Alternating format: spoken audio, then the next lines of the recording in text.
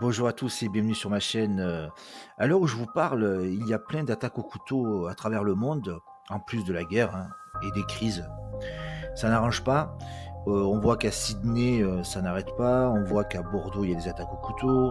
Les gamins qui se trucident entre eux. Bon, c'est l'horreur, hein. On y est quoi. Et je suis très pessimiste pour l'avenir. Je pense que ça ne s'arrêtera pas. D'abord, on voit bien que ça augmente et ça ne diminue pas, hein. Donc c'est une preuve qu'on y est dedans, quoi. Donc aujourd'hui, j'attire votre attention sur un fait qui m'a interloqué et je vais donner mon avis. Alors c'est sur l'affaire du magasin Geox à Strasbourg.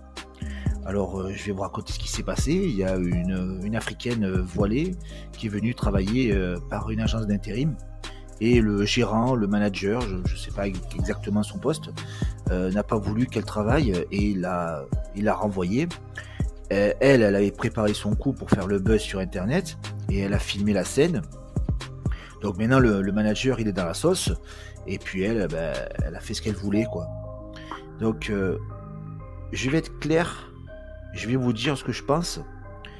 Les voiles, les abayas, les barbes, les burkinis, les burkas, les turbans ne me gênent absolument pas. Si ça avait été moi le gérant, je l'aurais laissé travailler. Pourquoi? Parce que ben, il en avait besoin et qu'en plus de ça, il va se retrouver dans la sauce. Donc pour moi, tous ces signes religieux identitaires, ce sont que des tissus ou c'est pas grand chose hein. Quand on regarde les images sur les statues, les femmes, elles ont toutes des voiles, hein, que ça soit depuis l'Antiquité, au Moyen-Âge et même dans la religion chrétienne. Donc pour moi, c'est que des bouts de tissu. Et en plus de ça, je pense que ces femmes-là ne sont pas obligées de le porter. Je pense qu'il y a très peu de femmes qui sont obligées de se plier à cette règle et qu'elles le font volontairement. Pourquoi elles le font volontairement? Parce que tout simplement, en France, c'est pas interdit. La laïcité le permet. Et puis aussi, c'est un moyen d'affirmer qu'elles appartiennent à une communauté musulmane.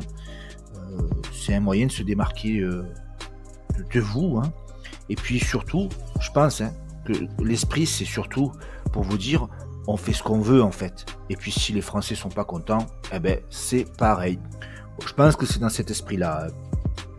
Donc c'est pour ça que moi, il y a un truc qui me fait marrer, c'est qu'en 2024, il y a encore des gens qui pensent qu'ils vont les faire changer. Non mais allô quoi. Vous pensez que ces gens-là sont venus en France pour devenir des Français? Si en 2024 vous avez toujours pas compris, oh je peux plus rien pour vous là. Mais je vais quand même vous le dire. Donc ces gens-là, en fait, Jeanne d'Arc, Clovis, Napoléon, ils en ont rien à foutre. Faut bien que vous le rentrez dans le crâne ça. Si je sais pas, ouvrez les yeux déjà pour commencer. Et si vous n'avez pas compris que ces gens-là, ils en ont rien à foutre de notre histoire et de nos mœurs, c'est que vous n'avez rien compris. Donc moi, j'en viens au sujet de mon audio. C'est pas leur bout de tissu qui me dérange. En fait, c'est leur nombre imposant qui me dérange. Pourquoi? Parce que quand ils sont nombreux, c'est là qu'ils veulent imposer leur mode de vie. Et moi, leur mode de vie, j'ai rien contre, mais je vois que ça modifie le mien, ça modifie aussi le rapport qu'on a entre nous, l'ambiance dans ce pays, qui est délétère, hein, faut le dire. Hein. Donc les Français croient qu'ils vont pouvoir les changer. Pardon. C'est mal connaître ces individus. Et en plus de ça, je vais vous dire un truc, je vais faire l'avocat du diable. Moi, je pense qu'en plus, c'est naturel. Il n'y a qu'à les écouter parler. Ces gens-là, ils disent quoi? On me prend comme je suis ou on me prend pas. Donc, ils ne changeront pas. Donc, n'essayez pas de les changer pour les assimiler. Ça va créer des tensions. En ce moment, on en a besoin parce qu'il n'y a pas assez de natalité pour travailler. On le voit en Italie, on le voit de partout. Donc, ne rentrez pas en conflit pour ces choses-là. Moi, je pense que c'est inutile. Hein. Maintenant, c'est pas pour ça que moi je dis qu'il faut les garder. Mais vous voyez ce que je veux dire? Je pense que ça ne sert à rien. Ils ne voudront pas devenir des Français. Donc, arrêtez de vous prendre la tête avec eux. Ça change rien. Maintenant, je vais vous parler des cagnottes. Donc, ce gérant a été dans la sauce. Et heureusement, qu'il y a Jean Messia qui a fait une cagnotte et qui aujourd'hui a atteint pas loin de 50 000 euros. Donc franchement c'est beau. C'est des choses qu'on ne voyait pas trop avant, maintenant on le voit.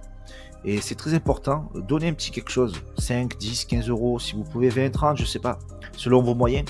Parce que ces gens-là, en fait, qui prennent des risques, même si j'ai expliqué que pour moi ça ne sert à rien, ces gens-là ont besoin en fait qu'on soit derrière eux, parce qu'ils vont se retrouver dans la panade.